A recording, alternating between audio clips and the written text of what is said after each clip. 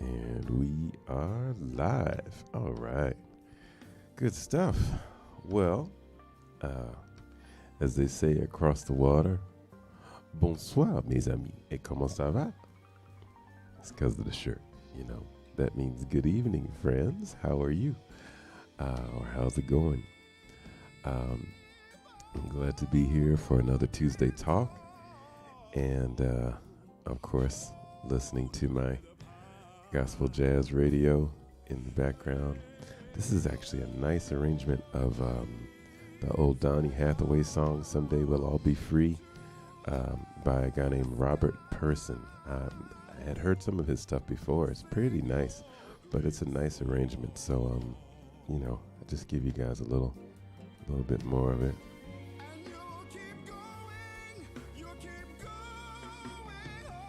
Yeah.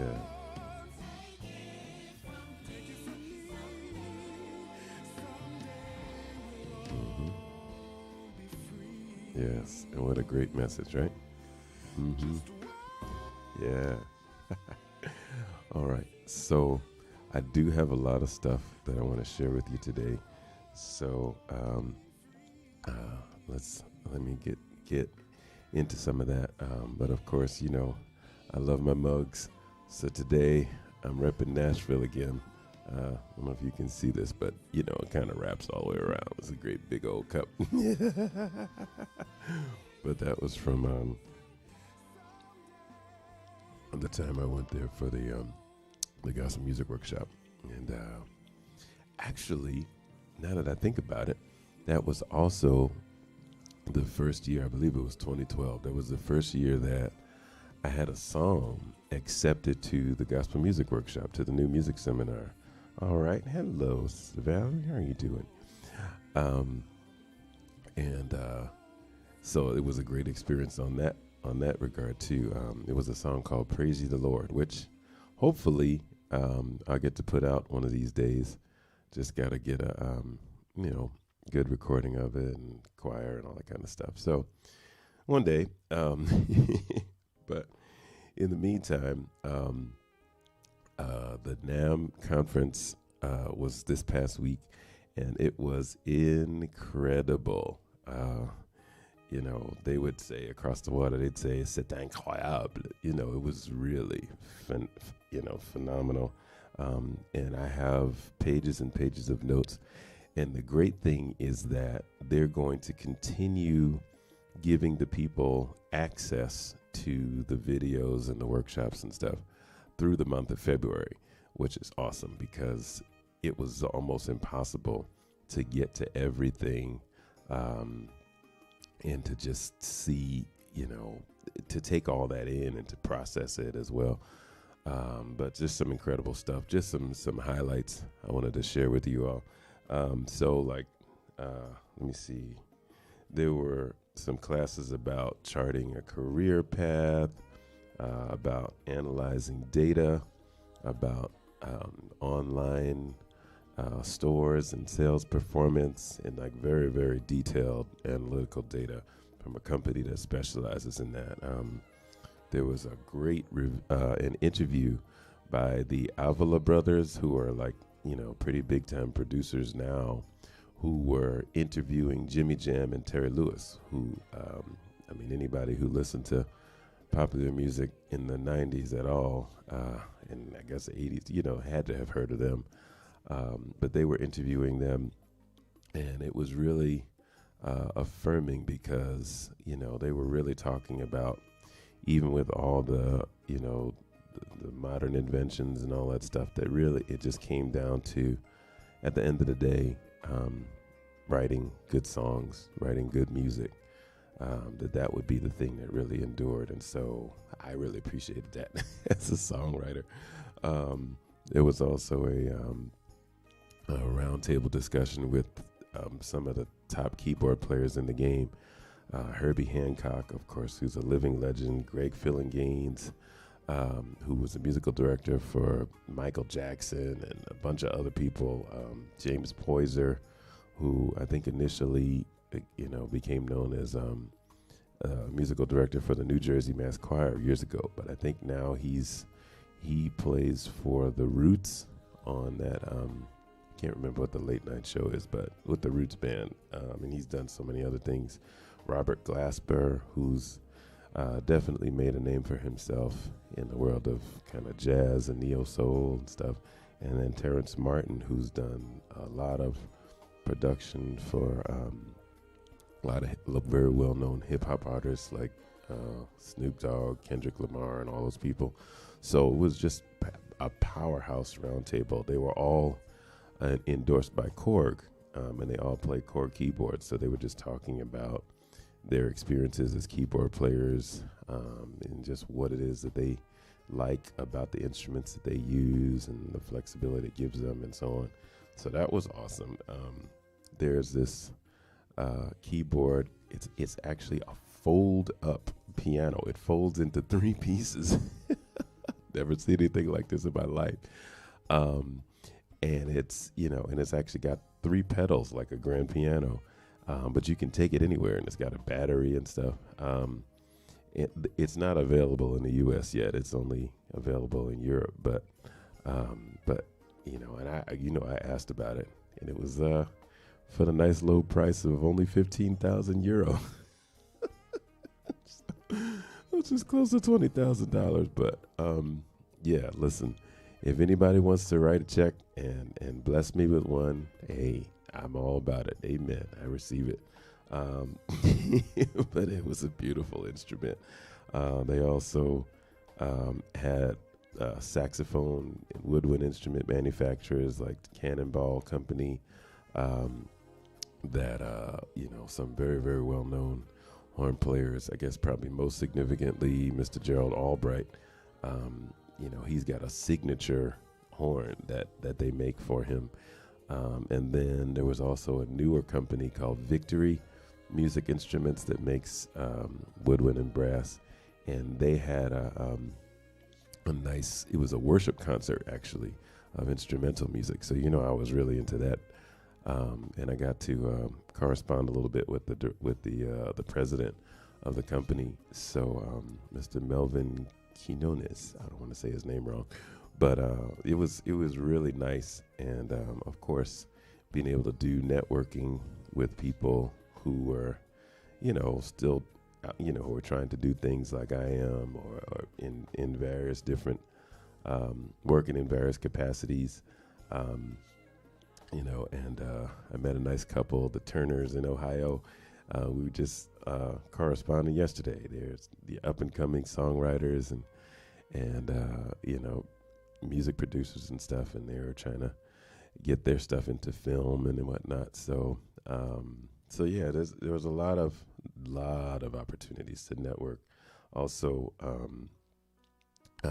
different companies that made reeds for saxophone and various other instruments. So they were promoting their stuff, and I took a lot of notes. And then there's a digital saxophone that's out there. It's a digital instrument, but it's, the keys are set out just like a saxophone. So then they have these in-ear monitors that have these new capabilities to not only pan things, left and right, but also up and down. And the way you could manipulate the sound was pretty incredible. These premium mics, and they were going into how they select the metal and the process of manufacturing, and so they're premium mics. Of course, that means that they're very expensive, but they also are, they would say, unparalleled in terms of their sound delivery. So then there was,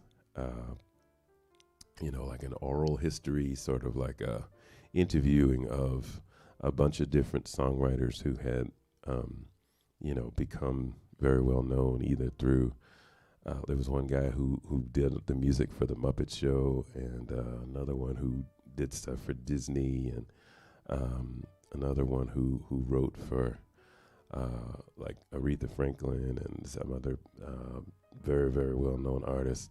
And they were just talking about the songwriting process and, kind of what they went through, in the process of becoming songwriters and developing their craft and so on. There were all kinds of new innovations, like just new gear that's coming out. One that I thought that was really, really cool was it was basically like a MIDI controller for kids with special needs, which was like, wow. So basically, you touch it, and it's squishy, like a toy, but depending on how you touch it, it causes a device to sound, and you can basically almost make it almost like an instrument, but you don't have to have a lot of technique to be able to use it. You just touch it in different ways and it makes sounds. I was like, wow, this is great. And, as an educational tool, as a way, to, just help kids develop their skills and stuff. So it was great. Trying to think. Oh, yeah. So those were the quick notes that I made. There are some extensive notes that I have for myself. But, man, it's definitely something that I want to try to do going forward.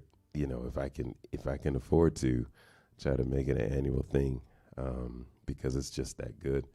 So for any of you, especially fellow musicians, if you're looking to get, into the industry and kind of make some more inroads, I definitely recommend that conference because, wow, it was it was all of that. It was absolutely all of that. So I'm glad that I went. And then for the last couple of weeks, I've been talking about Patreon, which is an app that allows you to basically have sponsors, kind of like you develop like a monthly subscription, and people subscribe to you essentially as an artist, and you provide content that you feel like they would feel was valuable to subscribe to, and of course, I value you guys a lot, so I would definitely want to provide things that you thought were valuable. I opened the account. I haven't put anything up there yet. But what I wanted to do is to check and see kind of what you all's thoughts were. Oh, John, hey, what's up, dude? Good to see you.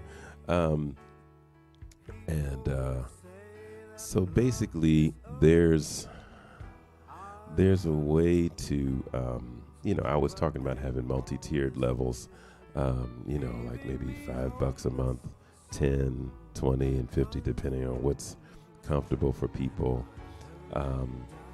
The most well-attended thing I've done so far has been the Friday Night Inspiration broadcast. And so, which are free officially, although I do ask people if they would, kind of support me at whatever level they're comfortable. And sometimes they do, sometimes they don't. But I guess what I wanted to know from you all is if I were to do something like that, would you all be willing to support? And I guess I'm just looking for, like a thumbs up from whoever's here and whoever might be watching.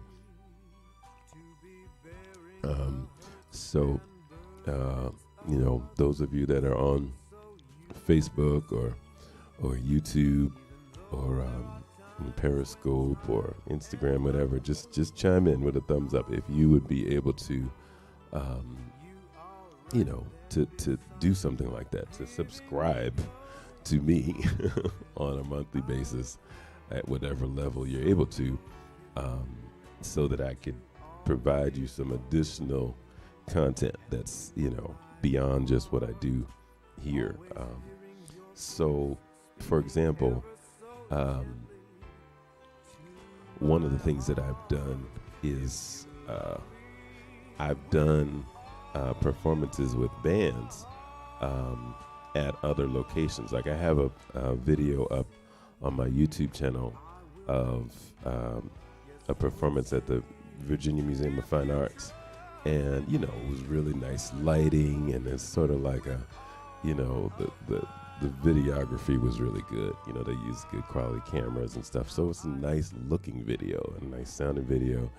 I also did another one at the, thank you, at the Wing Command restaurant in Chesterfield. I guess they might say Midlothian officially, but, and I had Vince Wynn, who's a good friend of mine. He's very good at sound, but he also does this thing he calls the virtual tip jar. And basically he has, you know, cameras from different angles that are tuned into the people that are performing. And he's able to alternate them and create like a nice visual effect to the music as you're performing. So there's a video that's up. I know it's on YouTube. It's probably on the other ones too, from not February. I can't even remember when it was. I know it was sometime last year. But anyway, just check that one out. Basically what I was thinking is that I might be able to do something like that. So, you know, with or without an ensemble, depending on how much it is, because, you know, it can easily cost in the hundreds or more to bring a band, to bring a videographer, you know, to have something like that. So obviously I would need the support to be able to do that. The other thing is, you know, on the singer-songwriter side of things, like I have hundreds of songs that I've written, and I thought of maybe getting 3 or 4 singers and just gather around the piano, and, you know, have them present some of my songs, that you all could get a taste of. Some of these songs that they've not been released anywhere. I may have taught them at a workshop here or there. I taught them to my church choirs or things, but they're not out there yet. So this is stuff that's unreleased that you all will be getting exclusively straight from me. So that's another idea. And there's lots more. But I just wanted to know if you all would be receptive to that. And thank you for responding. You know, and if you're watching this video later, you can still respond in the comments or send me a message, because this is what I want to know, you know, before I officially go forward with it. So there's that. That all that is under the subject heading of Patreon. Then this one I'm going to keep under my hat a little bit, but there's an opportunity that I'm working on now to have one of my songs placed. And I'll just say potentially on a television show.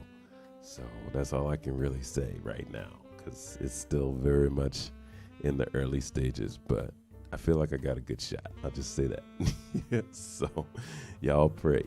All right. And, you know, I believe that some good things may be heading my way. Amen.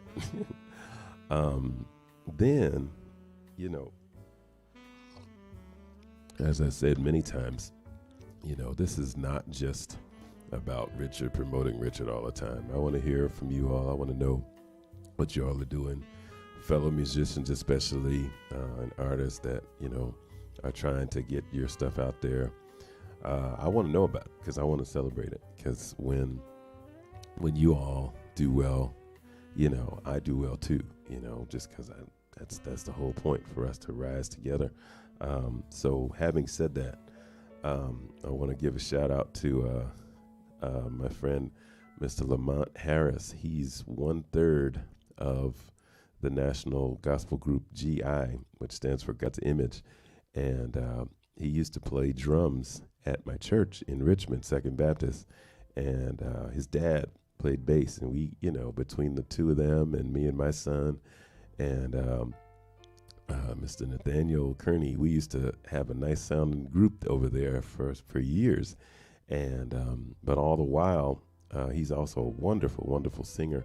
And they just released, I believe it may be their first live recorded album just now, and I believe it debuted in the top 20. So that is phenomenal. I mean, they're a really talented group. They've been around for a long time. So just check them out. GI is the name of the group. They've got videos out. They've got all kinds of stuff out, as a national artist should. So I'm just proud of them because, these are people that I actually know. And so I'm really, really happy for them. Also, Miss Laurie Williams is another friend. She's a jazz vocalist, and she does some straight ahead stuff, but she also does gospel jazz, and she's a wonderful singer and a January baby like me. So she just had a birthday maybe a couple of days ago, but I was listening to a gospel jazz radio show, and they were playing my song "Look and Live" for the first time, which I was excited about. And then hers came on right after. It was a song called "Parasina," which is a really, really beautiful song. So if you get a chance to check that out, it's called Peresina. I was going to add it to my 10 songs worth of listen whenever I put that out again, but yeah, it's just really a pretty song. And then another friend of mine from the Berkeley days, Mr. Courtney Fadlin, has a very nice broadcast that he does, I think every Saturday, or at least every other Saturday, called Sax Interpretations or Gospel Interpretations, depending on if it's all sax players or not. And I've been on there with him a few times. He does his on Saturdays, fortunately, so it doesn't conflict with the Friday Night Inspiration. But he usually has 5 or 6 different artists on there with him. And so go check him out. Fadlin is Fadlin. And the first name is Courtney. So he's got albums out and all that stuff too. So, we want to support our brothers and sisters, So, and then hopefully, if all goes well, tomorrow I'll have a chance to have a conversation with another brother who's like me. He's a great lover of gospel jazz. His name is Brother Terrence Richfield, and he's a virtuoso bass player. And, we've been doing some of the same things for years. And Andrea, my publicist, is gonna put us together so we could have a conversation about gospel jazz and stuff. So, I'm excited about that because, none of us are in this for ourselves, or at least that was never the intent. The old adage, no man is an island, is true. So I'm excited about that. Looking forward to it. And then I am still working on my book. Hey, I got the idea from a book that I was reading called Living the Life I Sing by Dr. Alfonso. Oh, gosh, let me not get his name wrong. I think it's Samson or maybe Simpson. But and the Thomas Dorsey III, who is the grandson of the Thomas Dorsey that you probably know, who wrote Precious Lord and all that stuff. So they put together a book called Living the Life That I Sing, and it's scholarly. It's talking about the music industry. It's talking about his pioneering efforts at bringing gospel music, pretty much to the fore, almost out of nothing in terms of, what was going on there before, and, some of the challenges that he faced in doing that and being a pioneer and creating something that didn't really exist, the importance of writing stuff down and so on. So yeah, I'm a little more than halfway through that one. And so it's inspired me to start my own. And so working on that too. And the more that I say about it to you all, the more it helps me to be accountable. Because, you can say anything, but when you say it to a bunch of people online, it's like, oh, you really got to do this. Yeah. So when you going to have that out? Okay. What's the date? So I don't have a date yet, but I am rolling pretty far with the book. And so I got a lot of notes, got a lot of stuff written already, got an outline. So it's going well.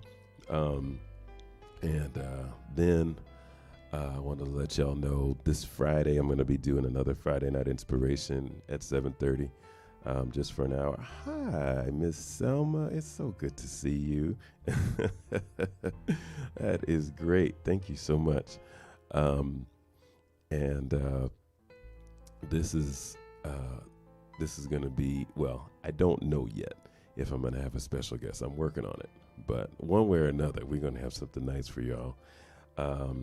And then the next day on Saturday, I'm going to have another Saturday Sentiments segment. That's where I, go into the deep water, talking about just, different concepts that I've been thinking about, or the meanings behind certain songs, etc.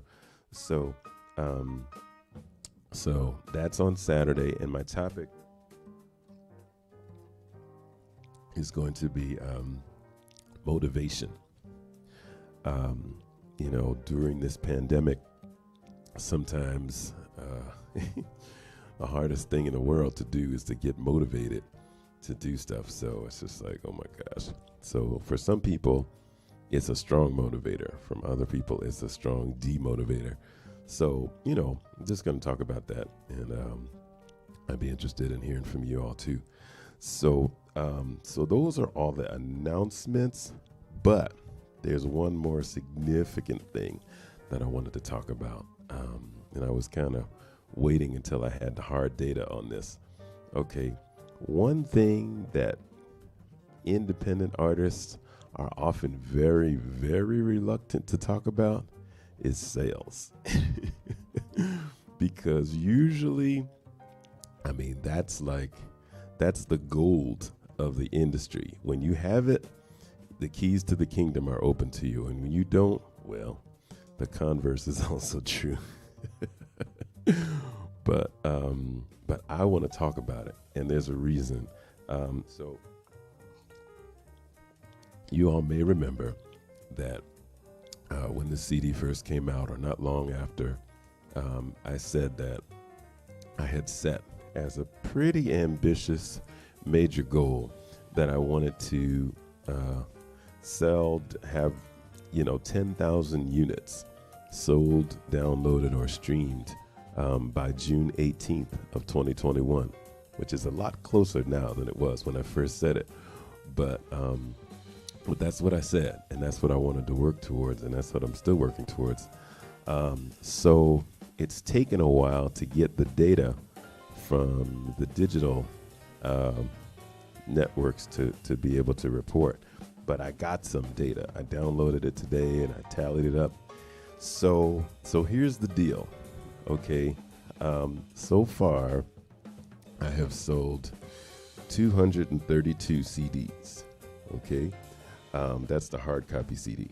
And in terms of the digital units, I have either downloaded, streamed, or done singles or albums or whatever, 1,533 units from Juneteenth 2020, when it was released, to now. So that's a pretty far cry from 10,000. I didn't count the monetized YouTube views, just because I figured the industry probably wouldn't either. If I did, those are about 1,003. So meaning about 1,003 videos of my stuff has been watched since then. But the thing about it is, with that 1,533, that means that I'm 8,235 units short of my goal as of today. So that's the reason a lot of times independent artists do not like to talk about their sales, because if they were honest, there are probably a lot of them that are in my same predicament. But I'm putting it out there because you all have been rolling with me this whole time, and I want to keep it real with you all and let you know just exactly what's going on. So here's another sobering number. Now, I told you there were 1,533 units sold, downloaded, or streamed. I'm sorry, I didn't do the total. So that's on the digital side, 1,533. So that plus the 232 CDs totals 1,765 units altogether. So not even 2,000 yet, and we're trying to get to 10. So that puts me 8,235 units short of my goal. And in order to reach that goal by June 18th, I would need 1,647 units sold per month. So in other words, more than I've sold in the whole time since it's been released would need to be sold every month between now and June 18th in order for me to reach my goal. Now, I will say that I am extremely appreciative of everything that you all have done in terms of your support of me thus far. And I'm not asking for anyone to, kind of go into their rent money or not pay their bills or something like that to buy my CD. Please do not do that. I would feel terrible if I thought that you were doing that for me.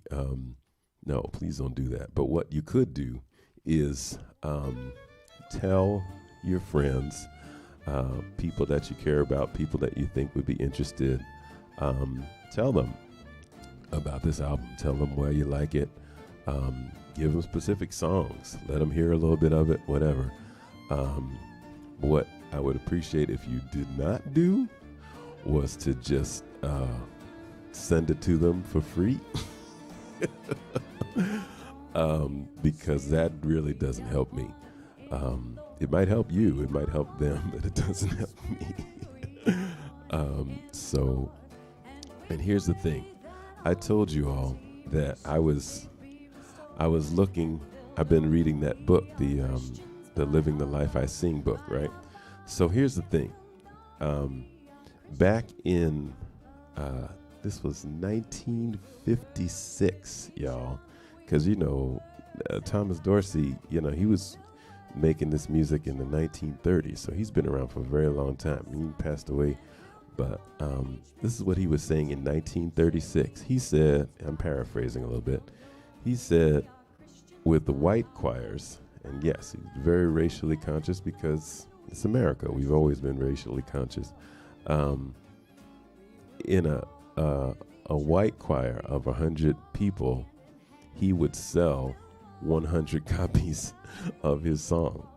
But in a Negro choir, and that's the word they were using back then, he would sell 2 in a choir of the same size, one for the pianist and one for the choir director. In a choir of 100. And I'm telling you, he was saying this back in 1956. But unfortunately, it's far too true still today. And there are a lot of reasons, some of them economic. But the thing is, what we've got to do in order to try to just show a more excellent way is, the scripture says, be transformed by the renewing of your mind. We got to think differently about this. Think that there are people who are, like me, just trying to work, trying to, support their families, trying to put their kids in school and, trying to eat and all this stuff. And so when we do that, when we, take something and just make a bunch of copies of it, for a bunch of people, and we only purchase like 1 or 2 of them, it benefits the end user, but it really doesn't benefit the people who created it. And unfortunately, that's a cycle that's going on for way, way too long. I think about people like the Clark sisters who, have been queens in the gospel world for years and years. But it seems like they've only started to really get their real due since that movie came out. Because for years, even though they were, just the top of the industry, people were doing what Thomas Dorsey said. They were dubbing their stuff and taping it off the radio and all that stuff. So everybody knew about the Clark sisters, but the Clark sisters were not reaping the financial benefit from that, at least not anywhere near what they should. And I really feel like, I don't know if y'all remember, it was a couple of years now, but Miss Wendy Williams, who's a talk show host, made some kind of comment about them and not being like, what was it? It was something that was probably not the best, not really well thought out. It was something about them not being, well known, or I can't remember exactly what it was, but it was something kind of disparaging, and people kind of reacted very negatively to her from that. And at the same time, their digital sales on iTunes went to #1 that week. And it seemed like it wasn't long after that we started hearing about this movie being in the making. So, and of course, I'm very happy that they are starting to get their just desserts, because they are amazing. Just an amazing group of people, and incredibly talented, wonderful songwriters. Their ministry is, really powerful and stuff, and has been for many years, and influential. And they belong solidly in the history of gospel jazz, by the way. So yeah, I definitely respect them greatly, and I wish them well. So I'm hoping that, in this 21st century, maybe we'll find a more excellent way. We'll find ways to support our artists more directly, so that they won't have to, kind of work so hard just to make some inroads. So that's all related to what I'm going to say next.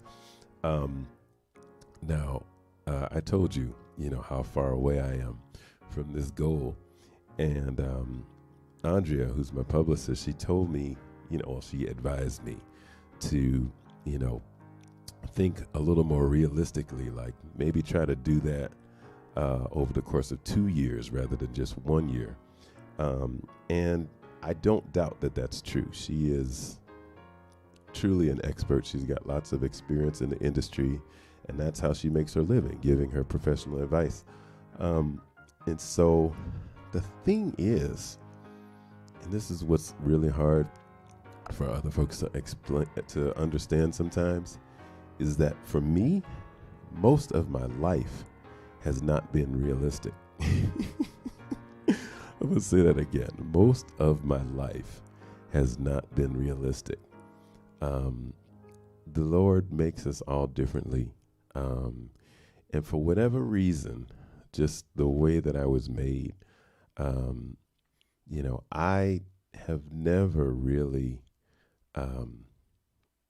gotten stuck on the way things are, quote unquote. I've just always seen things as they could be rather than just as they are. And sometimes that's been a problem because, I needed to face things that I wasn't facing. But it's truly, truly one of the reasons why writing songs comes so naturally to me. And here's some examples of what I'm talking about. So when I was 5 years old, right, I started the first grade. And I wasn't supposed to, because the school that I went to, said they wanted me to wait another year till I was 6. but I was smart enough to handle the first grade at that time. And so my mom and dad, they made kind of a big deal about it. And they said, well, listen, let him take the test. And if he passes the test, then you let him in. If not, we'll just wait another year. So I not only passed, but I passed with flying colors. So they let me in at 5 years old. And then, 2 years later, I got skipped. I was, doing third and fourth grade kind of like in the same year. So I started fifth grade when I was 8, and high school when I was 12, college when I was 16, None of that stuff was supposed to happen. It wasn't realistic, quote unquote. But it's literally my life story.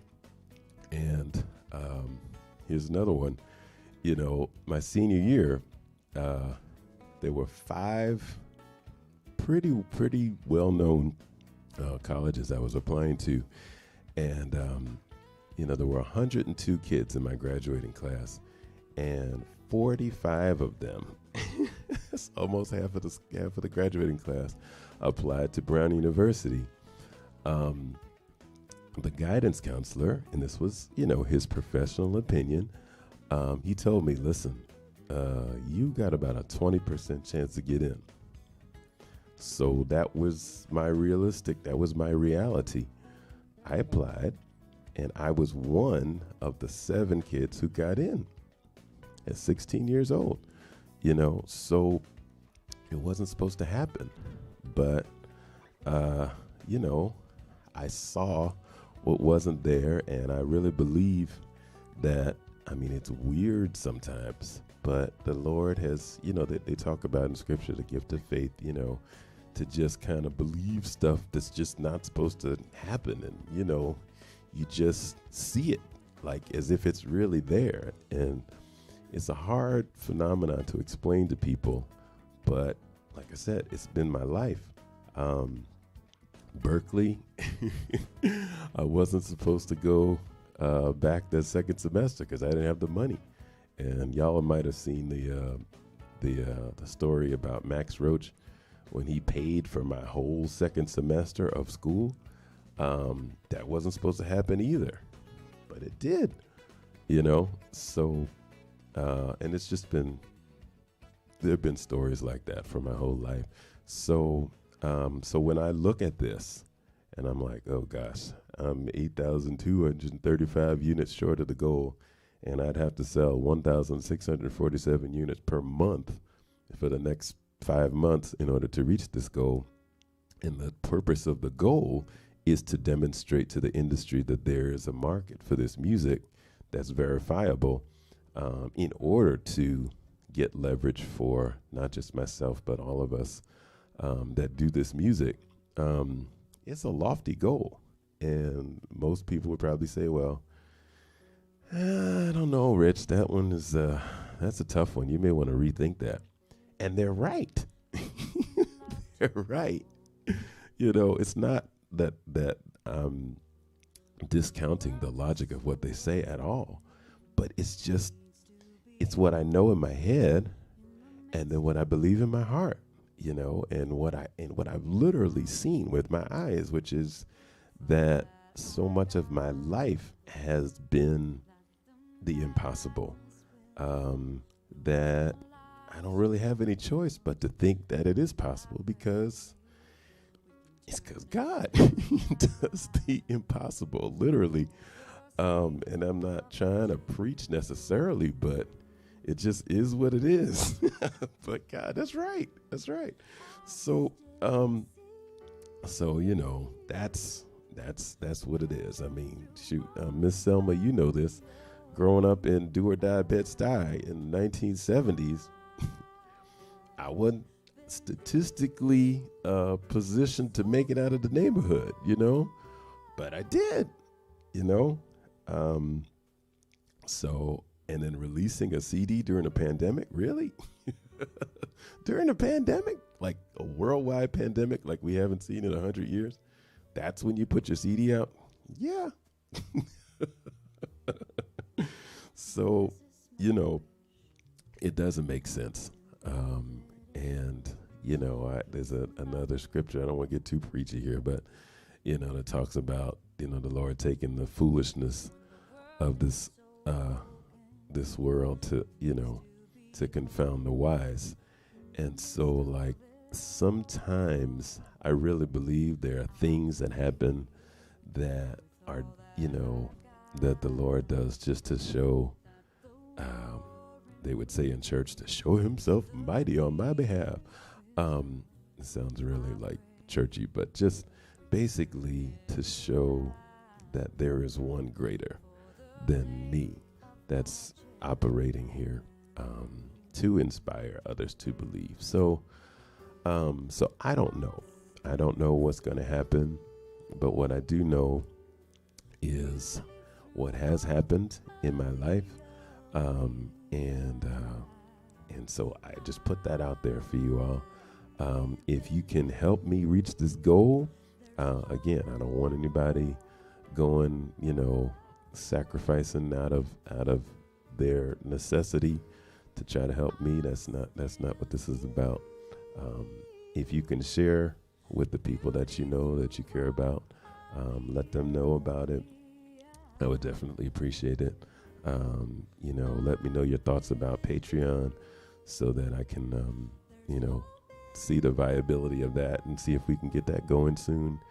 And most of all, pray because I really do believe I shared my vision from God a couple of weeks ago. I really believe that's where this music comes from. Like, I'm not trying to be funny or anything, but it's not just here for me. And so I really believe that's what it's for. And so if that's the case, I've heard it said that, the Lord doesn't give you vision without provision. And I believe that to be true too. So we gonna walk in faith. Sister Valerie, you just said that a little while ago, right? The just live by faith. Yeah, I appreciate that. So we're gonna try to see what the end's gonna be, and I'm gonna just keep walking, and let the Lord do what only the Lord can do. Isn't that right, Miss Selma? Just like we learned in Sunday school. And so I thank you guys for just letting me share that with you. That's what's going on this week. And I hope that y'all will tune in on Friday for Friday Night Inspiration at 7:30, and then Saturday Sentiments. It should be, as far as I know, it should be at 11 on Saturday again. And, and we'll just turn around and do this all next week too. But you guys, thank you for joining in. Share this video. It's going to be up there. It'll still be up on Facebook. It'll still be up on YouTube, still be up on Twitter, still be up on Instagram. Let them know. Let them know what's going on. And, support those other artists I mentioned, because they need your support too. Believe it or not, even national artists, they do not by any means have it made. A lot of them are still working day jobs besides what they do that you see, because they're trying to keep the house paid for. They're trying to keep their car note going. They're trying to, save some money for retirement, all those kinds of things. And I am too. So, it's no joke, but the great equalizing factor, the great game changer, is God. So that's what's different about this music that I do, and other styles that I could do. And that's why I'm committed to it. That's why I'm driven to do it, because it's more than just music to me. So thank you guys again for letting me share that. That's right, Sister Valerie. Yes, he is. Yes, ma'am, Miss Selma. I sure will. Thank you so much for being here. So you all have a blessed night, and hopefully we'll see you Friday, and talk to you soon. All right? I just feel like sending y'all some hugs today. All right. So thank you. Thank you guys so much. And love you. Talk to you soon. All right.